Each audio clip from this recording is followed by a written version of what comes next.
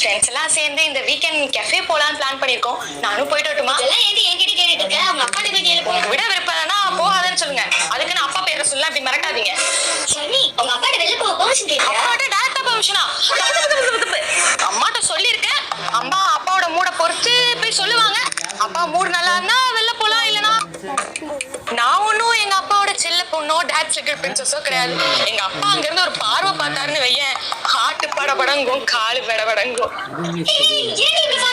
அப்பாக்கு தெரிஞ்சவங்க இந்த ஏரியால தாண்டி இருக்காங்க. அதுக்கு என்னடி? வீட்டுல அப்பாட்ட சொல்லாம வந்திருக்கேன் டி. அவங்க மட்டும் போன் பண்ணி உங்க பொண்ணு இந்த ஏரியால பார்த்தனே அப்படின்னாங்கன்னா அதோட எங்க அப்பாட்ட நம்ம இருக்கையால சீக்கிரம் போலாம். உங்க அப்பா ரொம்ப ஸ்ட்ரிக்ட்டா? அவ்வளோ ஸ்ட்ரிக்ட் எல்லாம் இல்ல. என்ன ஃப்ரெண்ட்ஸ் கூட வெளில போக கூடாது, பாய்ஸ் கூட பேசக்கூடாது, ரொம்ப நேரம் அவங்க முன்னாடி போன் யூஸ் பண்ணக்கூடாது. ஆக மொத்தம் சொல்லணும்னா அவங்களுக்கு பிடிச்ச மாதிரி இருக்கணும். அப்படி இல்லைன்னா கொஞ்சம் கோவம் வரும், அவ்வளவுதான்.